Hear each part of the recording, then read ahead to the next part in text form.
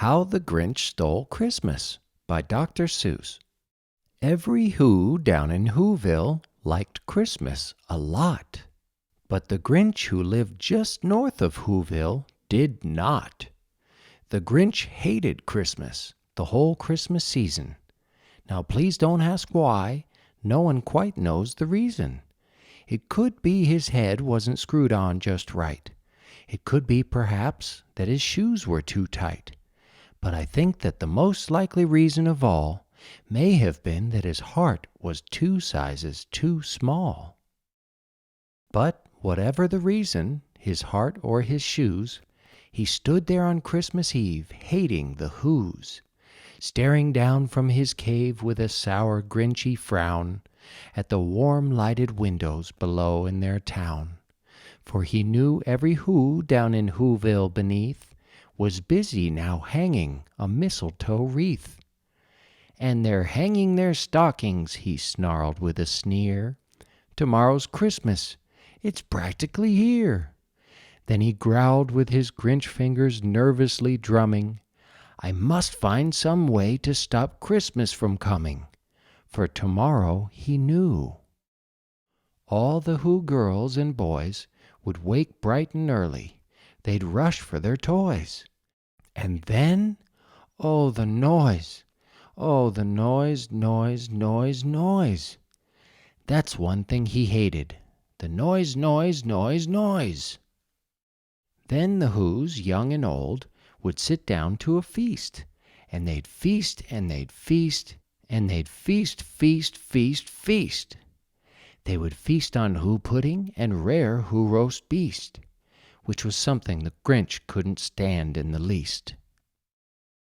And then they'd do something he liked least of all.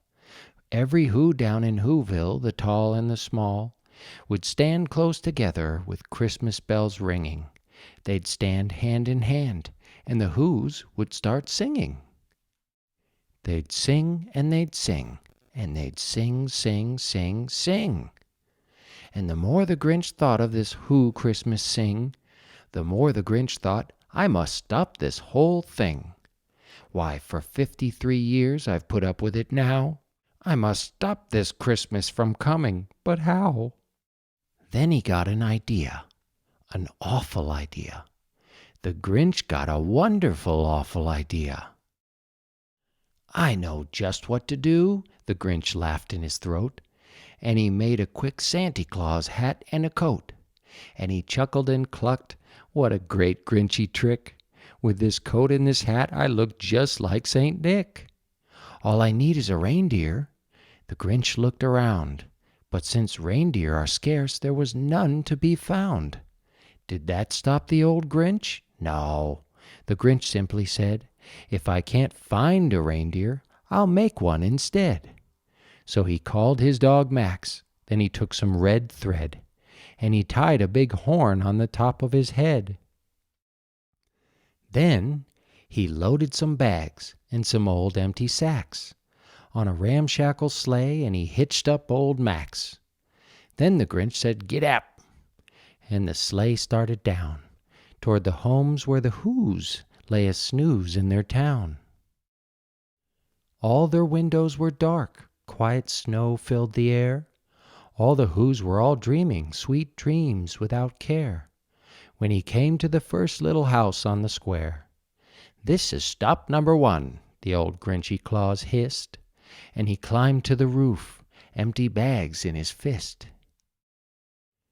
Then he slid down the chimney, a rather tight pinch, but if Santa could do it, then so could the Grinch. He got stuck only once for a moment or two. Then he stuck his head out of the fireplace flue, where the little Who stockings all hung in a row. These stockings, he grinned, are the first things to go. Then he slithered and slunk, with a smile most unpleasant, around the whole room, and he took every present. Pop guns and bicycles, roller skates, drums, checkerboards, tricycles, popcorn, and plums. And he stuffed them in bags. Then the Grinch very nimbly stuffed all the bags one by one up the chimbley. Then he slunk to the icebox. He took the Who's feast. He took the Who pudding. He took the roast beast. He cleaned out that icebox as quick as a flash. Why, that Grinch even took their last can of Who hash. Then he stuffed all the food up the chimney with glee. "And now," grinned the Grinch, "I will stuff up the tree." And the Grinch grabbed the tree and he started to shove, when he heard a small sound like the coo of a dove. He turned around fast and he saw a small Who, little Cindy Lou who was not more than 2. The Grinch had been caught by this tiny Who daughter, who got out of bed for a cup of cold water. She stared at the Grinch and said, "Santy Claus, why? Why are you taking our Christmas tree? Why?" But you know that old Grinch was so smart and so slick, he thought up a lie, and he thought it up quick. "Why, my sweet little tot," the fake Santa Claus lied, "there's a light on this tree that won't light on one side. So I'm taking it home to my workshop, my dear. I'll fix it up there, then I'll bring it back here." And his fib fooled the child. Then he patted her head, and he got her a drink, and he sent her to bed.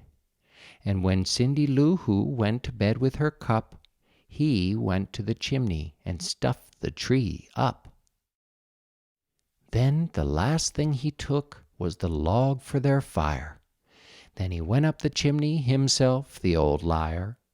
On their walls he left nothing but hooks and some wire. And the one speck of food that he left in the house was a crumb that was even too small for a mouse. Then he did the same thing to the other Who's houses, leaving crumbs much too small for the other Who's mouses. It was 1/4 dawn, all the Who's still abed, all the Who's still a-snooze, when he packed up his sled. Packed it up with their presents, the ribbons, the wrappings, the tags and the tinsel, the trimmings, the trappings.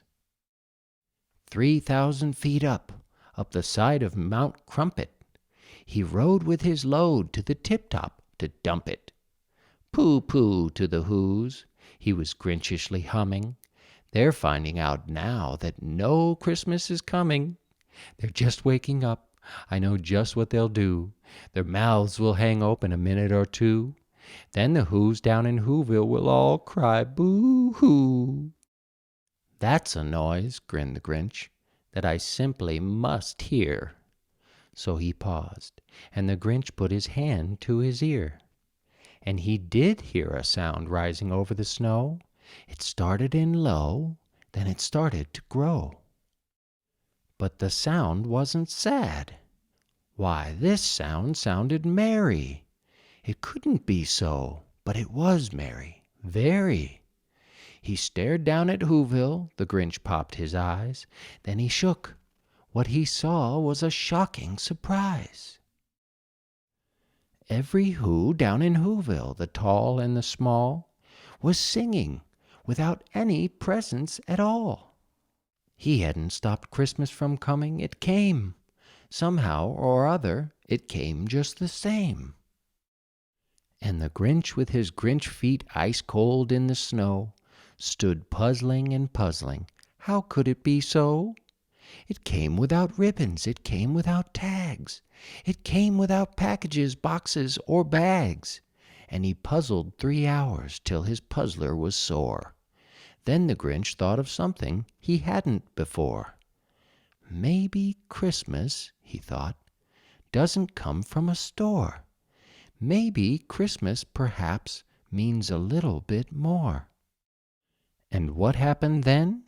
Well, in Whoville they say that the Grinch's small heart grew 3 sizes that day.